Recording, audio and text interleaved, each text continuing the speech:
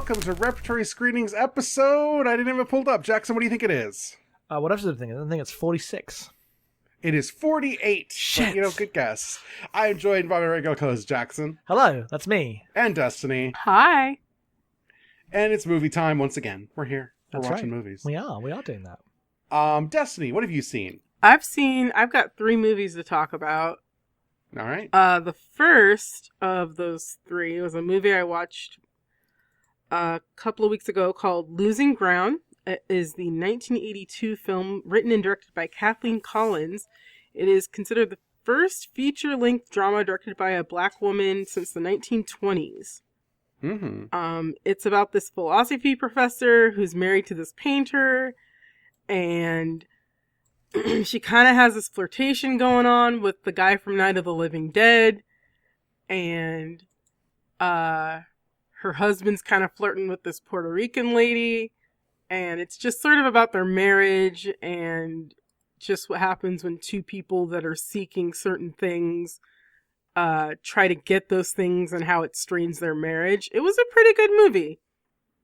And then I watched Stephen Frears' 1984 road crime film, The Hit, with John Hurt and Tim Roth and Terrence Stamp. And it was, I watched it with you. Yes. It's about, Yeah. oh, go on. Oh, it was in the Neo-Noir collection on Criterion, and we were just looking for something to watch, and threw that on. And yeah, it's about a part of a heist gang who, it opens with him at the trial, ratting on all his friends, getting them all sent to jail. 10 years later, he's hanging out in Spain. Clearly he took the deal and they set him up in Spain, in the middle of nowhere or whatever. And Tim Roth and John Hurt are there, being hired by one of the guys who's now out or whatever to come get him and kill him. And John Hurt is the most tired. He's like, what if Tom Cruise in Collateral, but with 20 years on him? Just the most rundown man. And Tim Roth is his apprentice on his first assassination. And they just grab him, and he's been living the high life in Spain for 10 years. So he's like, I'm ready to go. We could just go. We'll take the road trip. We'll talk to him. You kill me. It's fine. And it turns into an existential misadventure through the Spanish and then French countryside. It's fucking great. I love this movie. Yeah, it was really fucking good. So if you're looking for neo-noirs to watch, that one gets a recommendation. Yes. I was watching that and I sent a message to Jackson you need to download this. You need to watch this. It seems extremely my shit. Yes. Yeah, you would like it. And then I also watched The Little Girl Who Lives Down the Lane, which is a 1976 film directed by Nicholas Gessner, starring Jodie Foster and Martin Sheen, about Jodie Foster, who's 13 in this movie, and she lives with her poet father. He's a famous poet, but he's really reclusive, and all the neighbors are nosy about this famous guy and the daughter who lives there, because every time they come over, they just run into her, who seems like this precocious child who's making excuses for her father. And is the father really there? Did she maybe kill him? Is he missing? Who can say? And turns into this was on Shudder, which is one of those Shudder gets old movies because they're of interest, but it's a slant thing, and the posters are definitely very this is a horror movie. This is based on a stage play. It is about the ways in which adults disregard but also overinvest in children who they wish to exploit. And it's about her trying to navigate all these adults who want different things from her and trying to push her around and how she can navigate that stuff.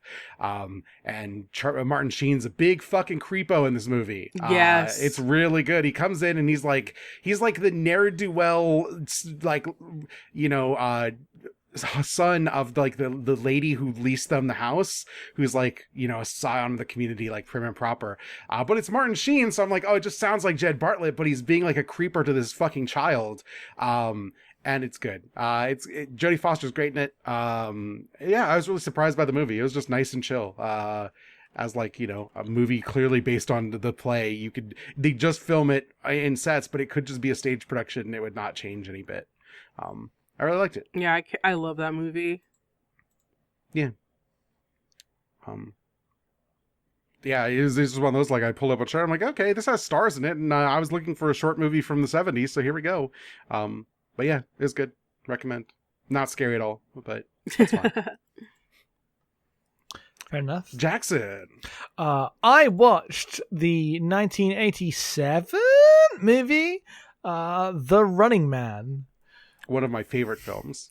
Because it was Running Man time on Just King thing, and they were doing a bonus episode on that after doing the book, and I was like, I hear things about that movie. It's like 90 minutes long. I should watch it, and I had a great time. It's fantastic. It really is. I'm surprised just how much I liked it. I expected not for any reasons to do with the movie itself, just because of just like cultural baggage to do with like, I was born in 93, so everyone slightly older than me thought that like 80s action movies were the coolest things in the world and would quote them constantly, and I found it really obnoxious. So it's a generational remove there. And I was watching it realizing like, I haven't actually gone to the source on a lot of these. Like I've seen Die Hard, but that's barely, that's like it ushers in a new age of action cinema. It's barely part of this. It only like brushes up against it by virtue of similar like quoting patterns, right? It is a generic shift. I mean, you love Die Hard 3, one of the greatest films ever made. I love Die Hard 3. Die Hard 2 fucking sucks. Die Hard 3, incredible. Love that movie. Yes, absolutely. So I was just like, I'll watch this, but I'm not expecting much. And then was really taken aback by how good it was. I think it made me realize that a lot of the way we talk about movies with big ideas and blockbusters in these days is to do with the way those big ideas interact with the plot in a way that I think is honestly, I'm not going to say harmful, because I think there are movies that can do it well, but there is no sense in The Running Man that the ideas about news and society and the 80s and consumerism is going to cohere, right? It's not going to cohere into a subversive point at the end of the movie. It is there to be texture through a generic like movie. The movie has very generic structure. He like goes through the thing and fights the thing and wins. There's no subversion, right? It's not a plot movie. The ideas are like textural, and you can like sit in them and think about them. There is no expectation that this Hollywood movie is going to come to a perfect conclusion about how news media and reality TV will all work together. And I just liked it. I liked it a lot because I feel like in versions of this that you would get now would try to like do something meta about it in a way that while all those ideas are there, they are not centered in, the movie's just a fun time. And I really liked it. So yeah, glad I watched it. Yeah, that's a movie of my childhood. I have endless affection for it. They used to have lights in movies. Yeah, it was great. Colors and light. Like, there's parts of it where it looks kind of cheap, and you can tell it's a kind of rush production.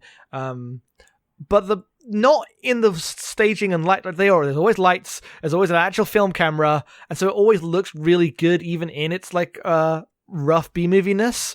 In a way that, like, we mention this every time anyone ever talks about Marvel movies. They're running across a grey car park. Yeah, and here you get the Family Feud guy. He's so good. I didn't know he was the Family Feud guy till I looked up after the fact. Oh, really? Yeah. Yeah, I'm too British for this. Fair enough. But I looked it up and I was like, damn, he stole the whole movie. Not just the like bits where he's doing game show presenter, just like the regular scenes as well. He's like a weird, creepy guy. He's great. Yeah, so had a great time. Good movie. Yeah. Yeah, that's one that like absolutely recommend. It's just like a great crowd pleaser of a film, and also like kind of a crunchy like sci-fi B movie of the 80s. Just good. Yep. Yeah. All right, that's everything. We're going to talk about our movie. This week's movie is An American in Paris, a 1951 musical comedy film inspired by the orchestral composition American in Paris by George Gershwin, who is dead at the time this movie comes out. It is written by Alan J. Lerner and directed by Vincent Minnelli. It stars Gene Kelly and Leslie Caron and Oscar Levant and Georges Guattari and Nina Foch as a bunch of people in Paris, most of them Americans, who in a post-World War II scenario have just decided to stay there and be layabouts, because that's what Americans did in the middle of the 20th century. They're just chilling. They didn't want to leave. They won. They ruled the world. They could just fucking chill out. They didn't want to leave the city of beauty that is constructed primarily of MGM backlot sets. And Jerry, who is Gene Kelly's character, wants to be a painter, and he hangs out with Adam, who's Oscar Levant's character, who wants to be a pianist, and they have a friend who's a singer, Henri, who's George Guattari, and they just kind of hang out and they're men about town, living their lives, doing their art, like very La Vie Boheme, but no one's ever gonna get sick and die. It's just good. Mm-hmm. And they run afoul of some women. They do. So Jerry is torn between two women, who is Milo, who is like a very cultured lady, and she has means, and she loves his work and wants to help him and sets him up in a studio and whatever, but he doesn't love her. He loves Lisa, who's like a young girl who works at a perfume counter and can offer him nothing, but it's the romance of Paris. But he's torn between these two things, and mopes about it. Also, she is in like this strange inertia relationship with Henri because he helped her out during the war, when she was part of the resistance, right? Is that it? Her parents are part of the resistance. Yes, her parents were part of the resistance. He helped her out, and then they she grew to love him, and he grew to love her, and the inertia's keeping them together. And so he's like, "Oh, damn, we can't be in love. And I'm not in love with like the milfy rich lady who's helping me out. What do I do?" Which eats him up through the entire movie. And then what he decides to do is dance to a 17-minute ballet, and then everything's solved, and the movie ends. Because this is a movie about Gene Kelly choreographing cool dances he wants to do in Paris settings, and that's it. The framework just supports that, and that's the movie. Yeah. I'd seen this before. This is like I think this is outside of the dance sequences, which are genuinely inspired, and I think the 17-minute thing is great. That is a middling Gene Kelly movie. I think he's great in it. I think the like dilettante nature of people hanging out in Paris is like enjoyable, but like, this ain't Singing in the Rain. This ain't Summer Stock. Mm-hmm. But I love the fucking dance sequence at the end of this movie. It's incredible. The movie's just worth it to get to that 17 minutes and enjoy it. You probably could just watch 17 minutes on YouTube if they're on YouTube and have a great time. I'm here to say you should just do that. The movie fucking sucks. No, it's fine. It's charming. It's terrible. No, it's charming and what's colorful. charming about it? I mean, okay. So I do like everyone hanging out and in post World War II France and being like, oh, kind of just chilling, boys' night. But the most of the movie is Gene Kelly like negging this woman into hanging out with him and being like, this is true love. This is the love of all times. Yeah, their relationship isn't built on much. But neither is her other one, and she's engaged to that guy. Yep.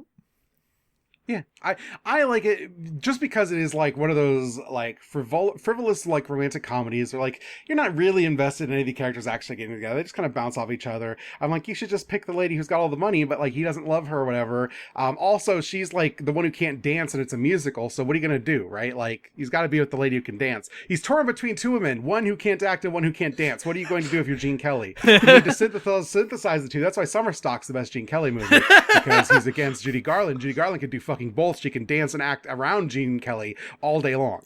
Yeah, because I wouldn't say that Gene Kelly can. I mean, he is acting fine, but I would not say he can act. He's a dancer, right? Yes, that is his main attraction. I think he's a good actor. He's got a nice, if unremarkable voice. I think he's like charming in the way that mid-century leading men are. I think he does better than most in that era because like this is not an era where I think guys are like attractive to me as someone who's interested in men. But I love Gene Kelly. I think he's super charming. This is the era of Monty Cliff, James Dean, and Marlon Brando being hot as hell. I don't know what you talking about. Like Brando's different, but like I don't give a shit about those other two. I just don't. I'm sorry. I don't know. I find the movie very charming, and it's the fluffiest, stupidest plot. But I don't know. I'm a big George Gershwin fan. I was really into all the music, and it made me happy. I don't know. There's a sequence where Adam is playing a concert where he's playing all the roles in the to like a big to eventually a audience that's made up of him also, with like a bunch of like cool composite effects. I love that sequence. That stuff's great. Gene Kelly dancing with all the kids is like one of my enduring memories of the movie. It's just, you know, like most early, like they have plots and people care about them musicals. It's about getting from one number to the other, because you're in a theater and you're probably watching like 6 things over 3 hours, and you know, it's fun. Yeah, I guess I came to it too much as like expecting a movie, I guess, because like it's a musical, but this is a jukebox musical. George Gershwin's fucking dead. Yes. So they have taken songs and they don't. There's it's strange. It is not a musical in the sense of like, an emotional moment happens that is expressed through song, right? They just kind of like slot in the songs wherever there are. The only one thing that is like kind of that is the ending. And that's a like ballet number, not a musical number.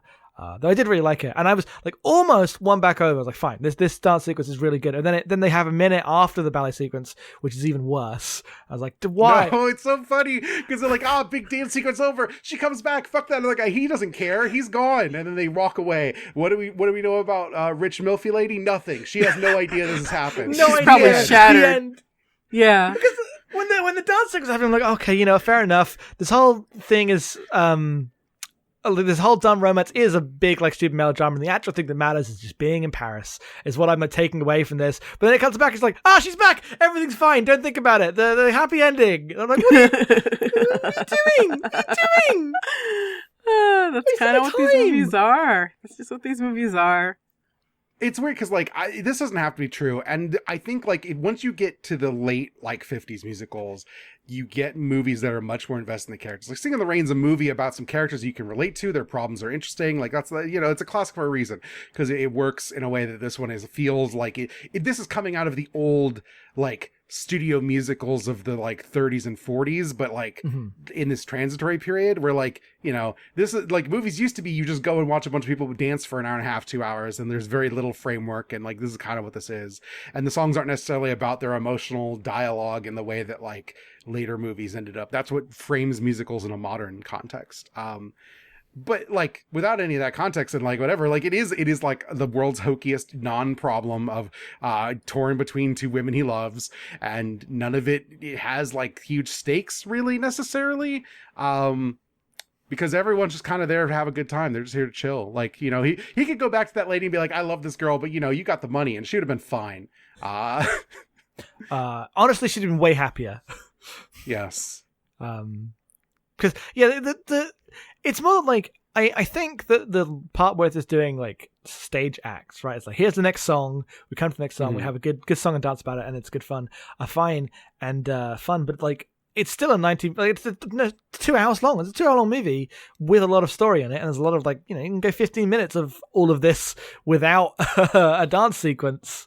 And it's just a situation where, like, this would be so much better if it wasn't a movie, if it wasn't, like, a coherent narrative piece. The parts where they've added that in, the structure that, like, is an excuse here makes the, like, really good parts worse by its inclusion. And I've been thinking a little bit about it, but like, how much of this is just, like, I'm in 2021 and this is, like, a romantic movie from the 50s, right? And music videos didn't exist yet. Music videos didn't exist yet, right? This is the vehicle for music videos, is movies like this. But I think that the movie does find ways to be like particularly unseemly is the wrong word, because it's not like creepy, but it's more that there's like the thing that chooses to highlight as its dilemmas are, even by the standards of the 50s, particularly frustrating, and I'm trying to watch a movie. Like, his problem with Rich MILF Lady is that she, by being too forward, is robbing him of his masculinity, right? And everyone's making fun of him that he doesn't get to chase her. And whereas the reason he loves this other lady is that he gets to like win her by calling her constantly when she's like, please leave me alone, for the love of God, I hate you. It's literally shoving down the phone and saying that to his face, but it's fine, it doesn't matter. It's just like, I don't know why this is in here, but I guess this is just what it was.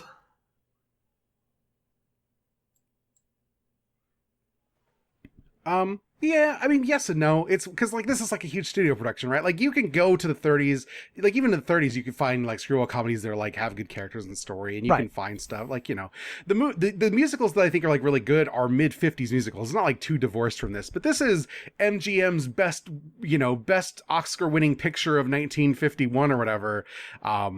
Like this movie was like one of those that like won all the awards. Sure. So of course it's like stodgy because that's where Hollywood was. Like this is what New Hollywood is fighting against is fucking movies like this. You know what? Which is fun. Yeah. Okay. You know what? If that makes sense. If this is what you see, and then you're like, I'm gonna fucking start copying the French. It's 1963. I get it. But I also just have a fondness for this. I like when everyone dances and is happy. And like the ballet, like I like legitimately, I think is incredible.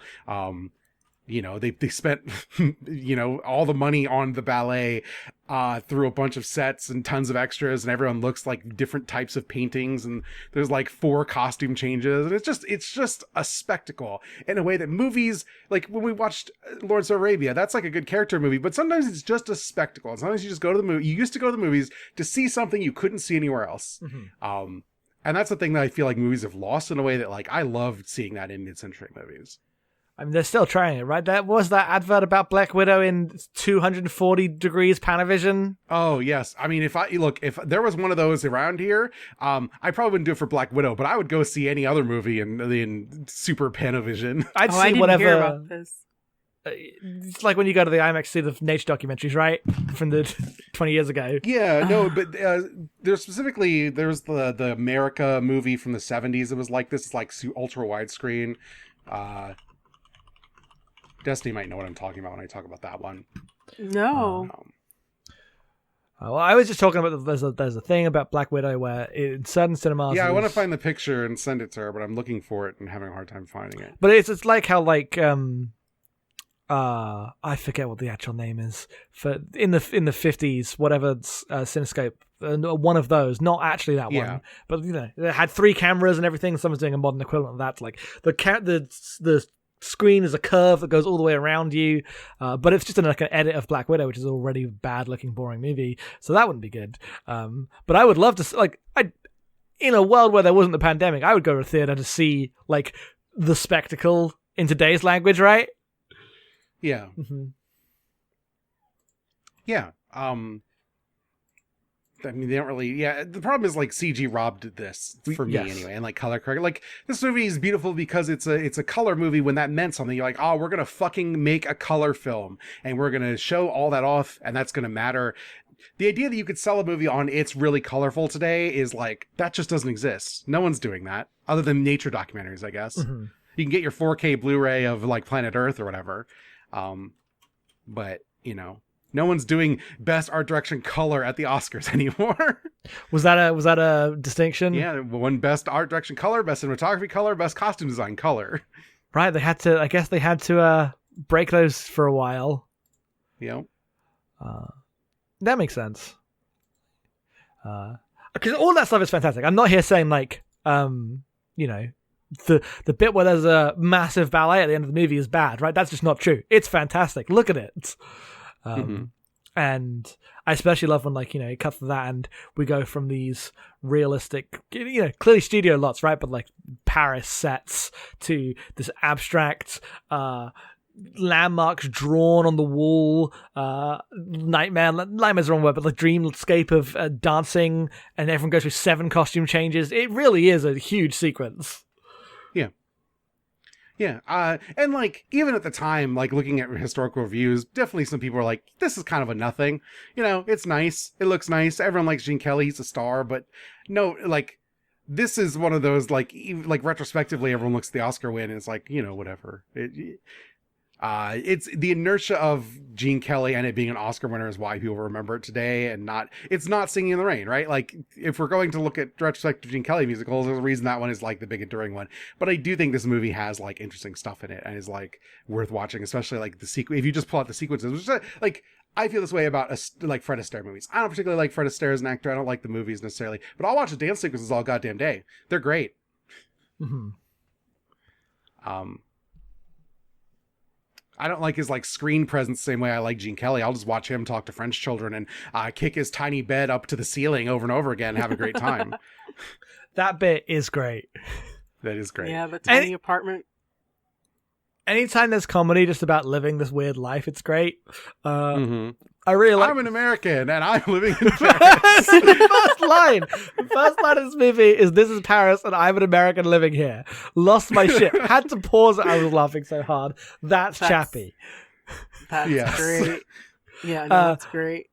But like my highlights in the movie are because I'm so like I'm. Not only am I not invested in the romance stuff, I think it's written so badly that I'm actively turned off by every single time it ever comes up. I think that Gene Kelly's just like the rudest human who's ever lived as he's like trying to chase down this girl on a date with another woman. Yeah, it's so charming. I love it. I eat that shit up. Really? Really? It's okay. Gene Kelly's just an eminently dateable man, and this movie is no exception to me. It just comes across like the biggest scumbag, selfish. You're living in Paris, like, oh, I'm so sad going on a date with a rich MILF because I saw a teen. That's my impression of Gene Kelly. Sometimes it just be like that, I guess.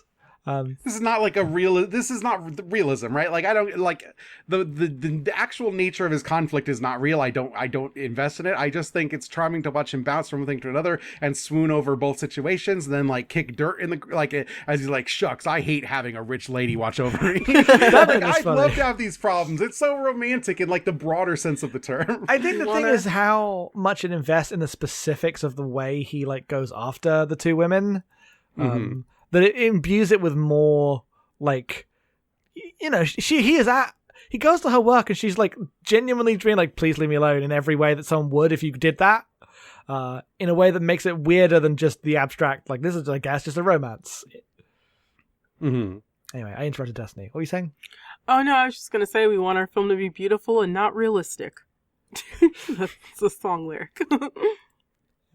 But I was saying before, like my favorite bits were all the like bits where Adam is involved because he's not involved with the plot. He really is just a pianist, and there's an incredible bit where they don't realize they're talking about the same woman yet, and he knows, and it's just like flop sweating.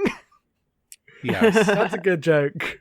Yeah, I really like Oscar Levon. I'm gonna have to watch more of his stuff because he was essentially just this composer that would do, I can't remember, What's My Line, maybe was the radio show that he was on. And he was known for being really quippy. And so they put him in movies. Yep. Sometimes you're just the funny guy. Yep. And then you get to cheer for yourself at the orchestra, which I love it. I love that shit. Mm-hmm. But yeah, it is what it is. I don't know. I don't think like your take on this is like wrong necessarily. I just am more fond of this style of movie. Yeah, sorry. I'm being a hater today. You're allowed. Yep. That's you, hater, famous hater. That's me. I'm like a quippy guy on a piano. we call him David, famous hater. David, famous hater. Yep. Like famous Vanaman. No, I'm there. Don't worry. Oh no, the writer of X-Men and X2.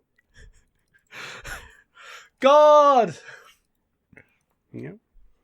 God. Done nothing else in his career. He voiced Lupin once. I guess he did that. It was directed that like short for a Watchmen version that never got made before Zack Snyder was involved. God, I don't even know about that. He directed like a scene as like a proof of concept. Maybe he was going to direct Watchmen because he wrote one of the Watchmen scripts.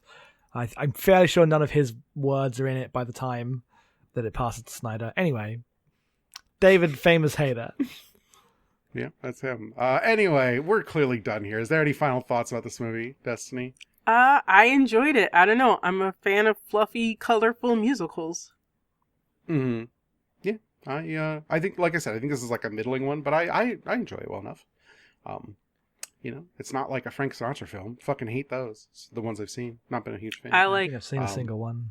I like On the Town, which also has Gene Kelly. I haven't seen that one. Yeah. Okay. It's question time. If you'd like to send questions, you can send them to abnormalmappingpodcast@gmail.com. They can be about the movies we're covering or anything else. I'm happy with just random film movies. Love it. First email is from Gary.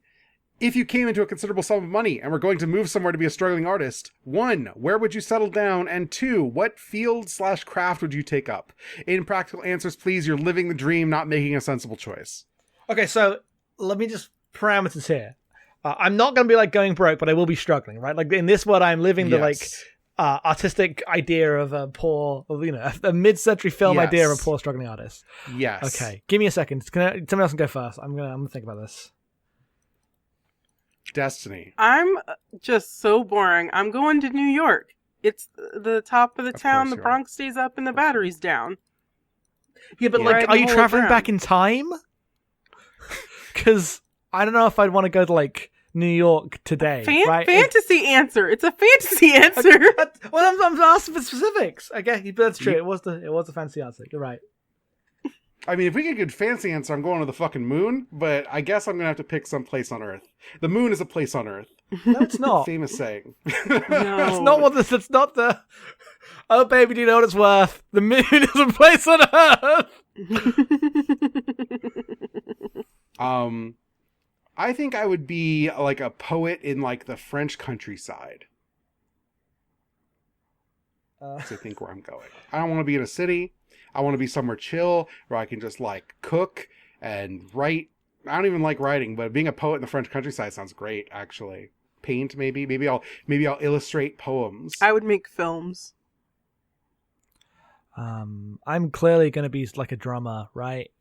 I'm trying to, I can't think of where. Like, I guess I'd just do it in London, but in London where I wasn't, I could afford things. I could live in central London and not I had to live in the suburbs and then couldn't afford and had to move out.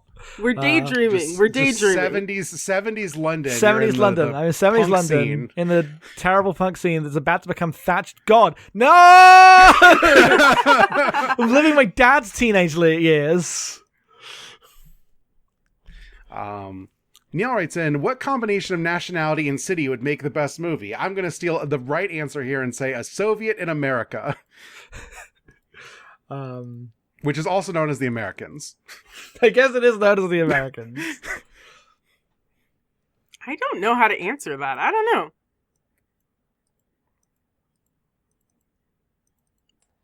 What about you? I mean, I was going to do, I can only really do, the thing that Emma already said, or I can, change it to China, right? It's some kind of communist situation. But any other one is just going to be based on national stereotypes that I'm not familiar enough to answer with. Yeah, that's how I feel. It's a bit of a coward move, but I don't know how I can answer this without... That's why I got to steal the because that one's got a clear line, but there's no other way I can be like, an Italian in fucking, I don't know. Ancient China. That's got to be a movie already. Italian and ancient China. If they didn't the actual thing I thought of that led me to that, and it's not ancient China, it's ancient Japan, is in Turtles 3, they go back in time and teach the Japanese how to make pizza. Oh, that's right. Yeah, that happened. Joe writes in, choose a movie, any movie, to have a 17-minute musical dance sequence without any dialogue. Without any dialogue? Yeah, like okay. This one. Yeah, no, okay. Which movie would best benefit with an abstract dance sequence being added to it? There Will Be Blood. I was going to say Boogie Nights, so... I almost said Boogie Nights. I feel like Boogie Nights is basically already almost there. I mean, The Big Lebowski does it. Interstellar. AI would be great, man. Shit. I'm here for it. I'm actually really here for that one. That was good. Chappie, obviously. Chappie, yeah, for sure. I mean, I can't think of any movies that wouldn't benefit from this. I have to agree, yeah. If you got the job of coming up with a pitch to an Orson Welles movie remake that's specifically marketed to teens, what movie would you choose and how would you sell it to the YA audience? This is amazing! Can we have more questions like this in the future? This is fantastic. I wish I had more time to prepare. Dusty, go. Orson Welles is trying to make it as a YouTuber. No. It's like a remake of one of his films. Oh, okay. But you can teens. do that. You can do this if you want. If you'd rather do this. Okay, I was pitching like an actual movie. trying to make a comeback on YouTube. Okay, no, ooh. I'd love to see, like, a teenage version of F for Fake with, like, TikTok and shit. That's where I thought you were going with the YouTube thing. I thought, because you like, F for Fake is already a YouTube essay, just, made by the best director. Yeah. I definitely want Touch of Evil. I think that's like far and away the most ridiculous choice you could do here. What that looks like, how you market Touch of Evil to teens is anyone's guess. Because I don't want to like do the brick thing because that's obnoxious. I don't know what you do though. How do you make Touch of Evil for teens? Do something. I don't know. You can Touch move of it. Evil's a movie that like is wrapped around the idea that like everyone is old and tired and the world sucks. And how do you get teens to do that? I don't actually know. Maybe teens are all like that. I don't know what teens are like. I'm in my 30s. I was like that as a teen, teens. but I was not a representative choice. I was also old and tired as a teen. I mean, you could do Citizen Kane's easy. You could do Citizen Kane off the top of your hat. It could be about anything. Right. I was also going to say Touch of Evil. Yeah. But Do you have an idea for how you'd sell it to kids? You'd move where it's sat, probably. Yeah, my thing is, this is 10 years out of date, maybe even like 15 years out of date, I guess, at this point. But if you make Touch of Evil, but instead of like a border town, it is like a vague dystopian feature where he's one of the corporate cops and everyone's like kind of on the run. You can just make the like YA dystopia books into Touch of Evil easily. I like it. Going to completely change the context and also ruin Twitter for a whole year and do Touch of Evil in Hong Kong. Oh no! Oh no! Cursed. Alec writes in, as someone who likes movies but never really knows where to start when looking for one to watch, do you have any tips for looking for good or at least enjoyable movies? My advice, well, two things. One, when you're browsing a service, pick, like me and Dusty sit down, we're like, what service do I want to look at? And you're like, we'll look at Shudder today, we'll look at Criterion. And then you've got about 5, maybe 10 minutes, and you need to pick something or you're going to go and watch another episode of Voyager. That's just what's happening that any given evening. Trying to like figure it out for like longer than that time is wasting everyone's time. You're not going to decide anything. Yes. One of you has to just take, if you're watching with someone, you have to take the initiative to be like, I want to watch one of these 4 things. And then you can like do a random number generator. You can have the other person pick from the 4, whatever. Totally a way to do this. In terms of like finding things, find directors you like, watch movies of theirs you haven't seen. I use best of lists all the time. Sometimes they can be very corny and lead you down weird avenues that you don't enjoy, but like they're there for a reason. They help you pick movies to watch. And if you're like, I don't like the things that are on like, I'm not going to look at IMDb's best of list. You can go find like one specifically for genres or for like movies that like are underloved or whatever. And you find all sorts of lists. Letterboxd is littered with them. And that's like, I don't even go there. I'm like looking at websites. Yes. But you can find direction on movies people desperately want you to watch because they love them. And those are all equally valid. Just ask your friends, what should I watch? What's on, like, they'll be like, oh, what do you have? What streaming service? And then they pick something. Just get a big Plex library. That's Jackson's answer. That's actually how you make watching the movies you own into not being able to choose what streaming service to use. But I've been watching loads of old movies. This last couple of weeks been going through my library better than I have in a while. Been off it slightly lately because I've had too many like other things to do. I watched a bunch of movies. It's been great. I got Battleship Potemkin up next. It's gonna be great. Nice. I like that movie.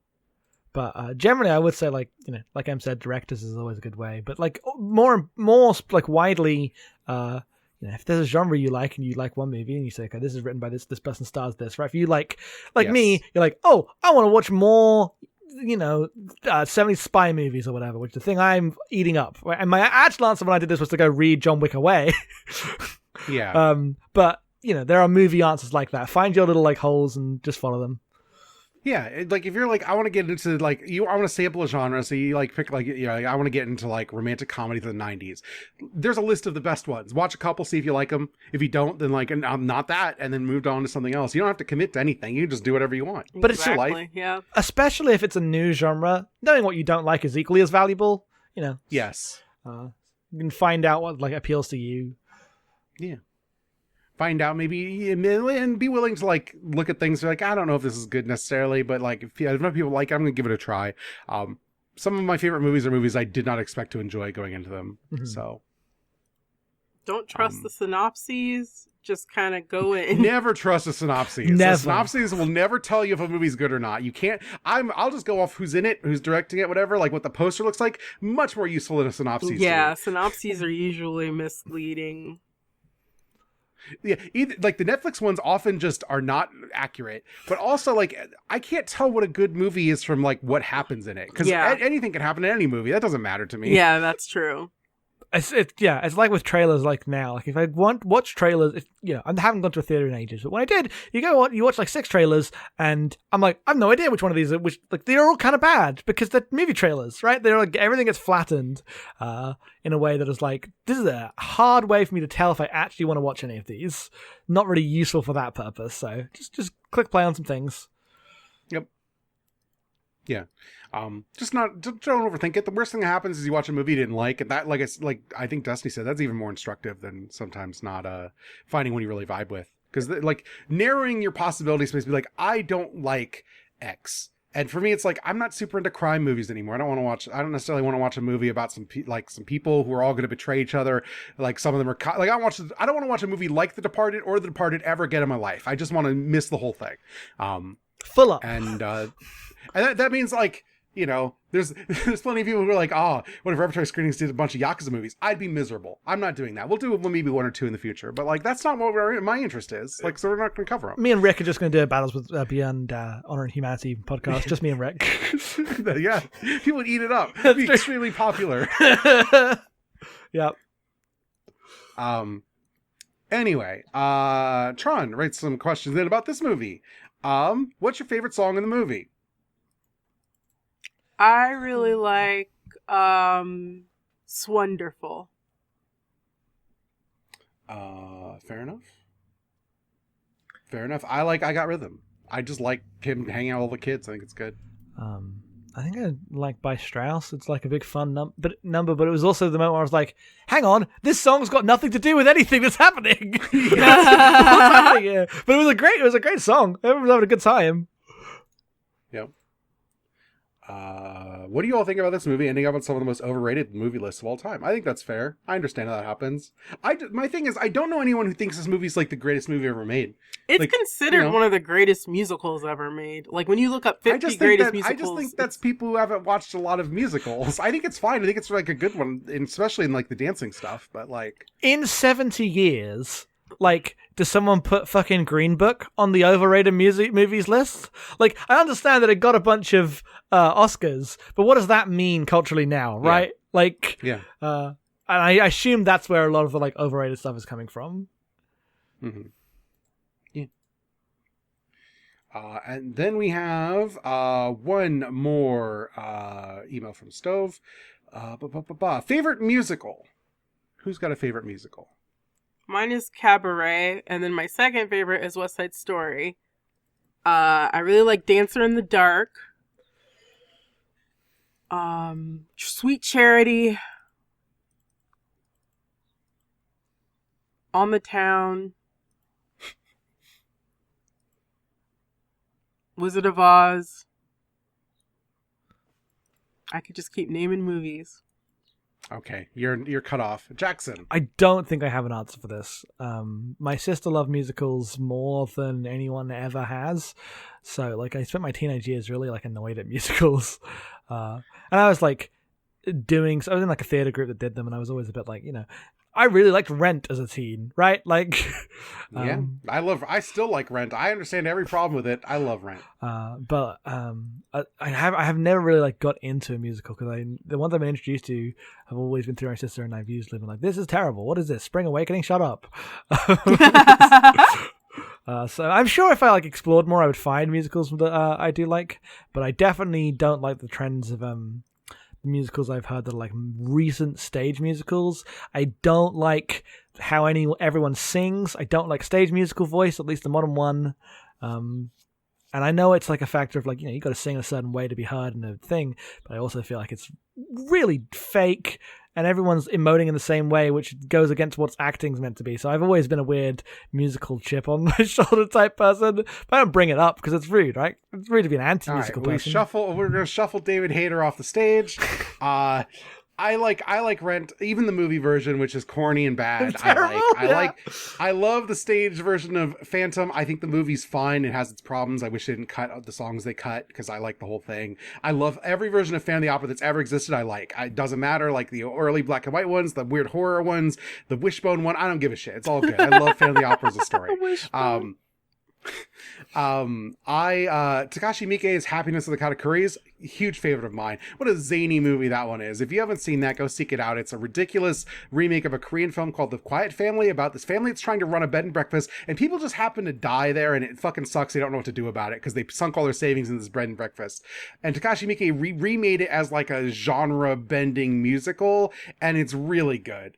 Just an exceptional film. I like Summer Stock. I mentioned it multiple times. It's not like one of the big mid-50s musicals, but it's probably my favorite. I think it's incredible. Xanadu is great fun. That's like Gene Kelly's last role. It's like a goofy 80s like disco roller skating movie. It's absolutely ludicrous. Mamma Mia is a huge favorite in modern musicals. I love Mamma Mia. What a good time Mamma Mia is. I still haven't seen the sequel. I should watch the sequel. Mm-hmm. I just like musicals. Hedwig and the Angry Inch, I like that. That's on Criterion right now. Yeah, I should revisit it. I haven't seen it in a long time. Same. I remember being a big fan of it. I like Beauty and the Beast, Disney shit. Moana is pretty good. You know, I still show up for a Disney musical. I wish they'd stop hiring Lin-Manuel Miranda to write them at this point. Like, fucking please. But, you know, what are you gonna do? Next question. Is it better to be an American in Paris or an American werewolf in London? Definitely an American in Paris. Definitely. American Werewolf in London is not a happy ending. What movies previously covered by Reptile Screenings would you want a musical version of? Not counting Clerks, since that exists. Hang on. Where does that exist?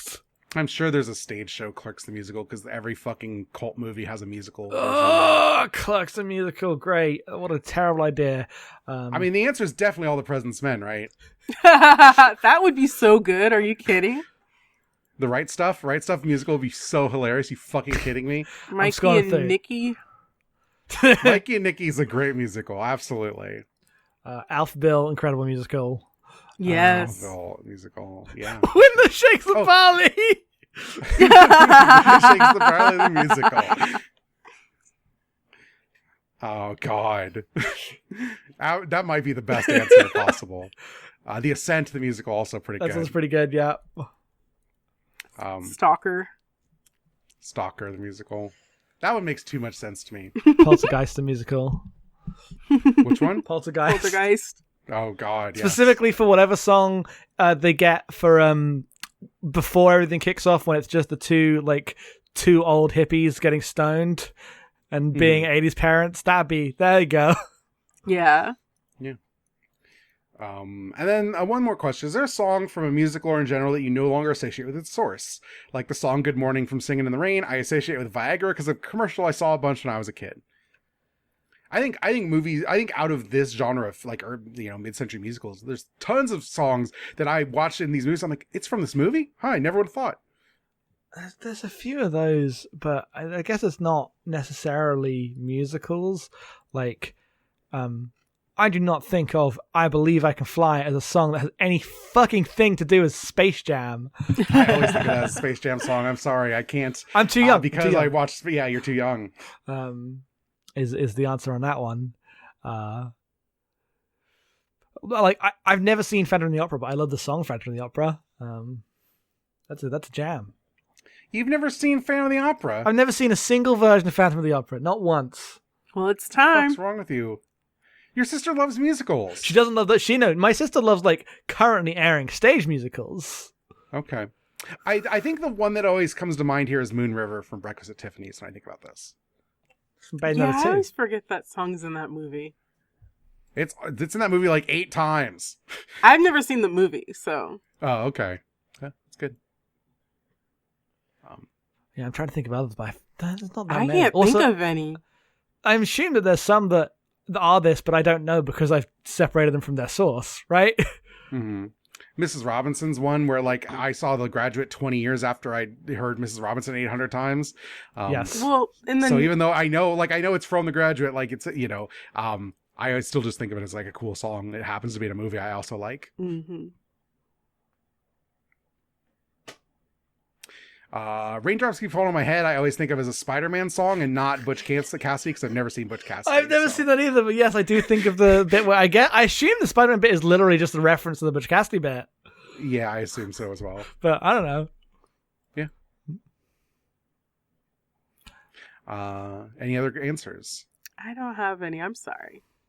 You're fine. All right, that's it. That's everything. We will be back next time, and we're watching. What are we watching, Jackson? The Grand Budapest Hotel. That's right. I forgot. It flew out of my head. And that'll be good. Me and Destiny have not seen it. Jackson has. But it's been since it was new, right? Yeah, So, no, it's been. Oh God, it's been 7 years. Yeah. So yeah. So that's it. Plugs, Destiny. At Fridge Buzz Now on social media. My other podcast is called Badland Girls. We are on abnormalmapping.com/badlandgirls. Jackson. You can find me at headfulsoff at twitter.com. You can find the podcast that me and Em do at abnormalmapping.com. A bunch of cool, good ones there. Go listen to them. Go listen to Blockbusters. Yes, Blockbusters is not free. You have to go to patreon.com/normalmapping. Give us $5 a month for Blockbusters. We're about to watch True Lies for that. We watched Final Fantasy Spirits Within last month. I'm on Twitter at em_being. Again, you can support us patreon.com/normalmapping. I have a new podcast where we watch Batman stuff called Gotham City Limits, which you can find at exportaud.io. That's like audio with a dot in there, /Batman. And we watch Batman 89. That episode will be out next week for everyone who's in the public feed. And it was a good episode. We just talk about that movie. That movie's got a lot going on. There will be some crossover because I think Jackson's going to join us some distant day to watch Batman Forever, because I've been wanting to talk about Batman Forever with Jackson for years now. Yeah, I mean, so long as you give me enough warning, I will be on whatever I'm told. Yep. Anyway, that's it. Movies. Now more than ever. Do not expect to like them. Well, if you're David Hayter. If you're a David Hayter, exactly. What a joy! That's what happens when I didn't like Prometheus. I was a David Hayter. You're a David Hayter.